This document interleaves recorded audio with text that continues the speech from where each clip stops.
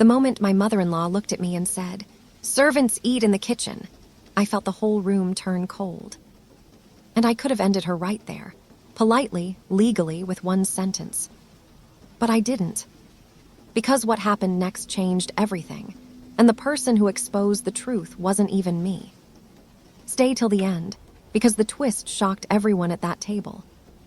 My name is Maya Clark. I married Ethan Halford 3 years ago, and from the outside, people thought I'd won some fairy tale. Handsome husband, elegant family, a mansion that looked like it belonged in a history book. But behind the fancy gates of the Halford estate, I was never family. I was a question mark they refused to solve. His mother, Celeste Halford, decided the day she met me that I didn't belong, because I didn't come from their world. Her world was old money, private clubs, handshakes that meant more than contracts, and conversations where people laughed softly while cutting each other to pieces. I came from the opposite. Not a tragic story, just a normal one. A small apartment, a mother who worked double shifts, a childhood where you measured success in paid rent and full fridge. I didn't marry Ethan for status. I married him because when we met, he looked at me like I was real. And for a while, that was enough. But the Halford family didn't just dislike me. They studied me. They watched what I wore, how I spoke, what I ordered at restaurants, what I brought as gifts. And every time I passed one of their silent tests, Celeste would create a new one. Little humiliations, dressed up as tradition. A backhanded compliment. A joke about my simple taste. A reminder that I should be grateful I was included. And I kept thinking Ethan would shut it down. But he kept choosing peace. Not my peace, hers. And that wasn't the worst part. This year, the Halfords hosted Thanksgiving at their estate in a quiet, wealthy town called Briarville. The driveway was lined with lanterns, and the front hall smelled like cinnamon and polish, like money trying to smell like warmth. A catering team moved like shadows, setting crystal glasses and folding napkins like they were performing surgery. Celeste stood at the center of it all, directing people like a general. "No," the centerpiece goes 2 inches forward. "Those plates are for the sideboard, not the table. Where is the seating card for Judge Marlowe?" When we walked in, Celeste kissed Ethan's cheek. Then she looked at me, the way people look at a smudge on a window. "Maya," she said, as if my name tasted inconvenient. "You made it." Ethan squeezed my hand, like that would fix the tone in the air. And I tried to keep myself calm because I told myself, it's one day, just one dinner. But I didn't see it coming. As guests arrived, family friends, local leaders, people who introduced themselves with titles, Celeste began assigning seats. She had a printed chart, like Thanksgiving was a corporate event, and she was the CEO of control. "Ethan, you'll be to my right," she said. "Of course." "Darla, you're beside William." "Cameron, you'll sit across from Judge Marlowe." Then she paused. Her eyes found me. And she smiled. Not a warm smile. A smile that meant she'd been waiting for this. "Maya," Celeste announced loudly, so the entire room could hear, "we have a standard in this family." My stomach tightened. Ethan's hand went still in mine. Celeste continued, voice smooth as glass. "Those who are assisting eat separately." I blinked. "Assisting." She tilted her head. "You know, people who aren't part of the formal table." The room went quiet in that uncomfortable way rich people go quiet, like they're watching a show, but pretending it's not entertainment. I looked at Ethan, expecting him to speak. He opened his mouth. And then his father, Grant Halford, appeared at the study door and said, "Ethan, phone call. Now." Business. Always business.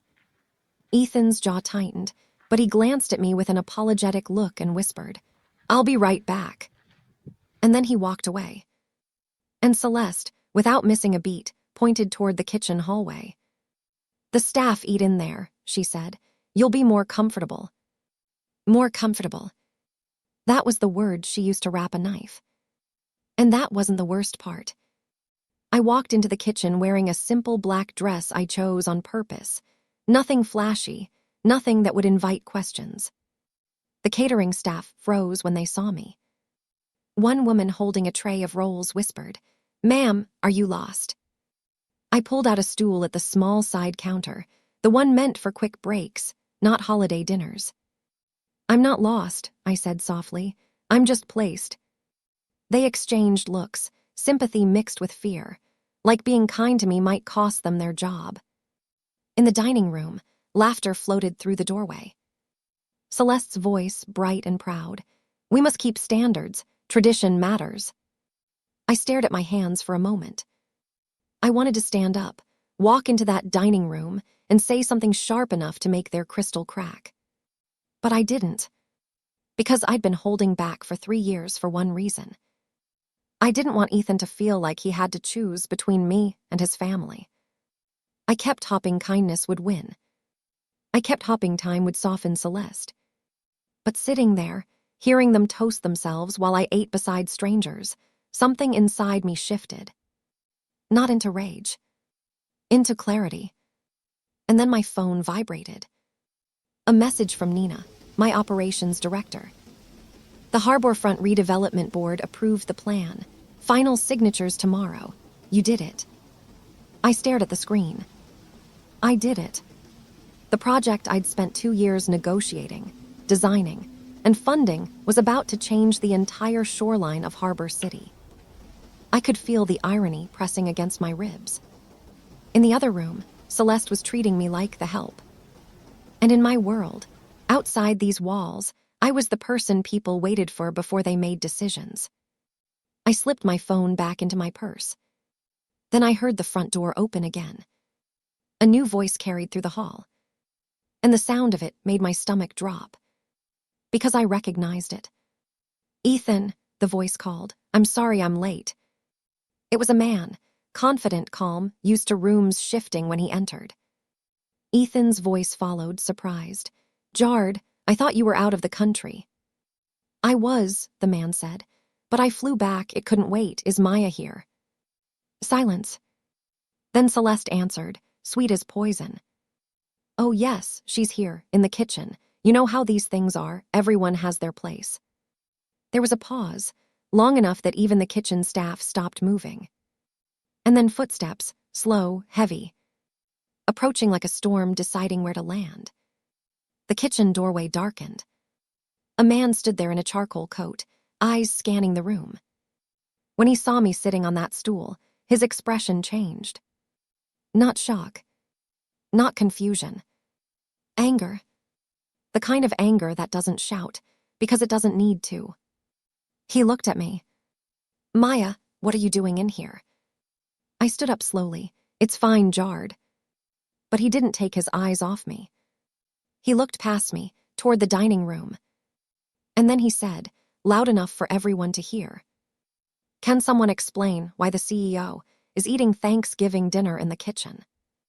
The silence that followed felt like the whole house stopped breathing. A spoon hit a plate somewhere. Someone whispered, "CEO." I didn't see it coming, not like this. Not here. Not tonight. Jard walked into the dining room like he owned the oxygen. And without meaning to, I followed. Every face at that table turned toward me. Celeste's smile was frozen in place, like it had been glued on. Grant Halford half stood from his chair. "What did you just say?" Jard didn't even look at him at first. He pulled a slim folder from under his arm and placed it on the table like it was evidence. "I said," Jard repeated, "why is Maya Clark, the founder of Clark Meridian Group, being treated like staff?" Celeste's lips parted. "Maya Clark," Ethan's sister Vivian whispered, like she was trying to remember where she'd heard it. Jard tapped the folder. "Harbor City, Briarville, Westbridge, the whole coastal corridor redevelopment, that's Clark Meridian." He glanced at me, still angry. "She's the one financing it." Judge Marlowe frowned. "That's impossible." Celeste forced a laugh. "This is silly. Maya is Ethan's wife. She works in administration." I finally spoke, calm and clear. "I work in leadership. Jard opened the folder and slid one page forward. It wasn't flashy. No dramatic headlines, just a clean document with a seal and signatures. A partnership agreement, he said.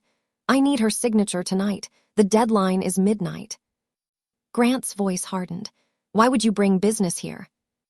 Jard's eyes flicked to him. Because you called my office 3 times this week asking for a meeting, sir. Grant's face twitched. Now I understood. Celeste didn't just want to humiliate me. She wanted to remind everyone I had no power, right when her family needed it most. And that wasn't the worst part. Ethan had returned from the study during the commotion. He stood behind his chair, staring at me like he was seeing me for the first time. Not because I looked different, because the room finally did. His voice cracked slightly. Maya, you never told me it was this big. I told you I owned a company, I said quietly. He swallowed. You said it was small. I said it was private. Celeste recovered enough to speak, her voice suddenly polite. Well, if that's true, then why have you been pretending? Why live so simply? Because I wanted to know if you could love me without fear or benefit, I thought. But I didn't say it like that. Instead, I said, because I didn't marry your son as a business deal. Vivian leaned forward slowly. The Clark Meridian Group. Wait, aren't they the company that renovated the old hospital into housing? Yes, I said. Judge Marlowe stared at me now, calculating. And the Shoreline project. Yes.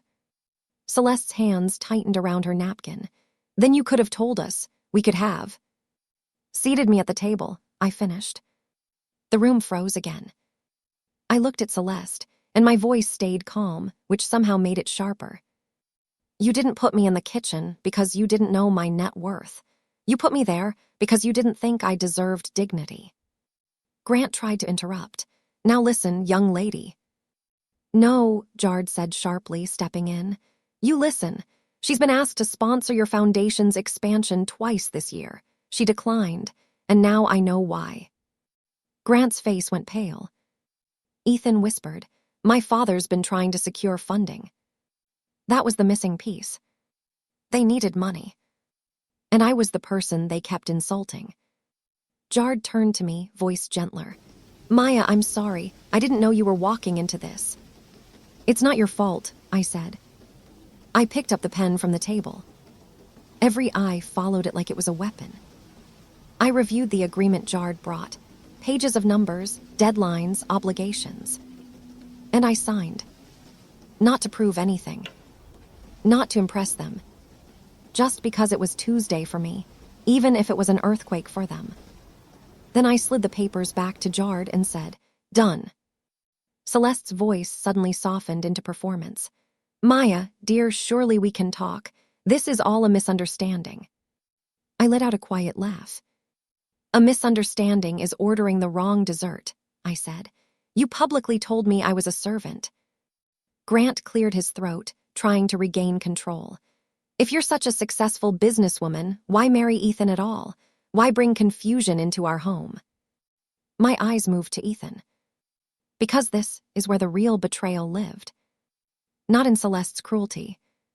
In Ethan's silence. I asked him, did you know she planned this? Ethan hesitated, just long enough. And that hesitation hurt more than Celeste's words. I didn't know she would go that far, he said. But you knew she might, I replied. He looked down. I nodded slowly. There it was. The truth I'd avoided for years. He wasn't cruel like them. He was something else. He was afraid. And I had been paying the price for his fear. I stepped back from the table. I'm leaving, I said. Celeste's head snapped up. Leaving, it's Thanksgiving. Yes, I said. That's why I'm going to spend it with people who understand gratitude. I turned toward the kitchen. The catering staff stood there watching, unsure if they were allowed to breathe. I walked to them and said, thank you for being kind to me when no one else was. One of them, an older man with tired eyes, said quietly, we didn't do anything. You did, I said. You looked at me like a human. Then I turned back to Celeste. "And one more thing," I added. "Starting tonight, my company will no longer consider any partnership with the Halford Foundation."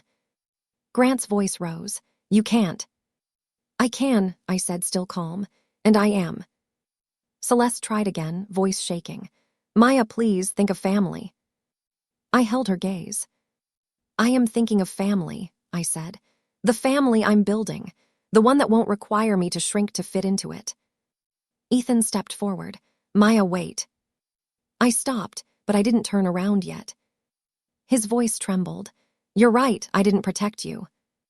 Silence. He swallowed hard. I kept hoping my mother would change if I stayed quiet, but all I did was teach her that hurting you had no consequences.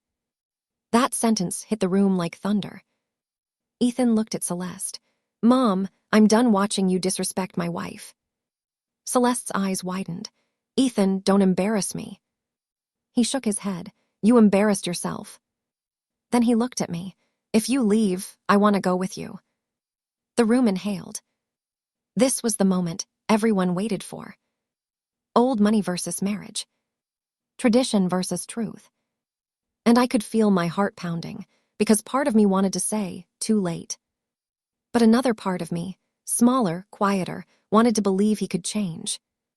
I turned slowly. "One chance," I said. "Not because you're my husband, because you're finally acting like it." Ethan nodded, eyes wet. "One chance, I'll earn it." And that wasn't the worst part. Outside, the air was cold and clean. A car waited at the front drive, Jard's driver, because he always traveled like he was ready for emergencies. Ethan and I walked out together. Behind us, through the tall windows, the Halford family stood frozen, watching their perfect dinner collapse without me even raising my voice. In the car, Ethan stared straight ahead.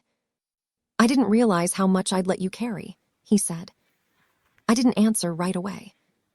Because love without protection doesn't feel like love. It feels like loneliness. My phone buzzed again. A message from Nina. "Where should we send the holiday bonuses?" I thought of the catering staff, still inside that house, moving quietly through other people's comfort.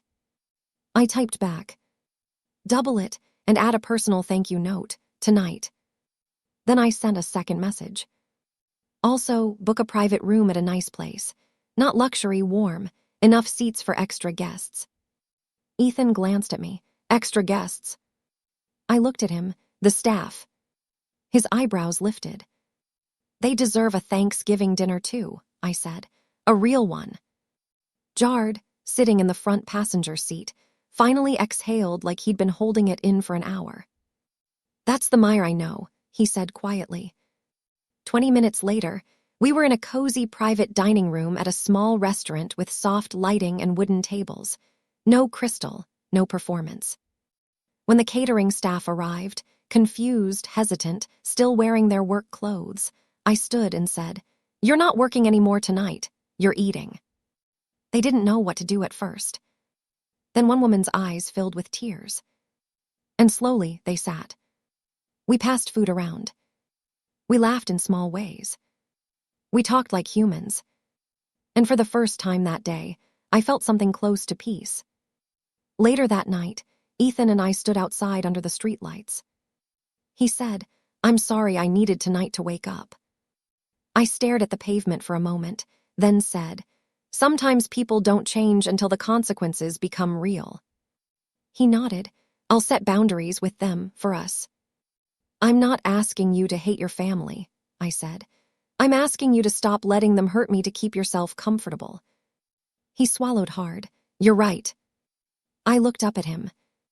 "And Ethan," I added, "I didn't win tonight because I'm successful." He frowned slightly. "I won because I finally stopped negotiating with my own dignity," I said. "Because that's the lesson I wish someone told me earlier. People who only respect you when they discover your status were never respecting you at all. They were respecting what they could get from you. And if you ever find yourself sitting in someone's kitchen, metaphorically or literally, ask yourself, is this love or is this control? This story is fictional, and for entertainment purposes only.